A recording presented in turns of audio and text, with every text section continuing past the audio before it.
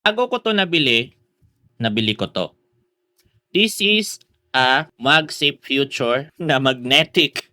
Di ko alam anong tawag nito, pero namamagnet ito sa likod ng iPhone mo or Samsung mo as long as meron siyang MagSafe feature. And this is a mini fill light na LED selfie LED light na pwede mong gamitin sa iyong video recording or taking photos. Meron din siyang hole dito para sa tripod. Meron siyang mga buttons dito kung saan yung power, yung plus, yung minus, at saka yung mode. Meron siyang 3 mode which is yung cold. This is cold and warm.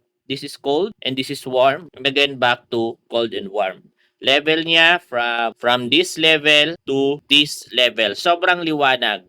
And kung tatanungin nyo ako kung mabilis ba siyang malobat, masasabi kong umaabot siya ng 2 to 3 hours. Kasi nga nag-marathon kami, half marathon I think, 21 km run. Gamit na gamit ko siya, hindi siya nalobat hanggang nakauwi kami sa bahay. So matagal-tagal din siyang malobat. So sa mga naghahanap ng ganito, and take note, meron din siyang paglalagyan dito ng ito yung ganito yung kasama niya ito. Actually, ito talaga yung kasama niya. So pinutol ko lang, dinikit ko lang siya dito para meron akong ganito sa ganitong klaseng mini fill light.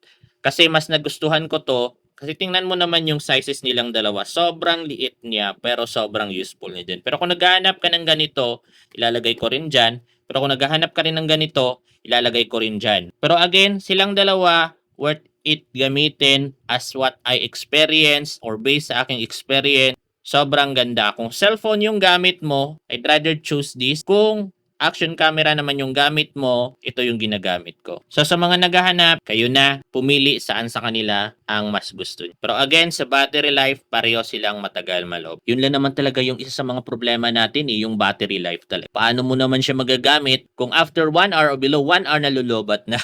So ito, lagpas 2 oras or higit 3 oras bago siya malobat. Lalong-lalo na itong maliit.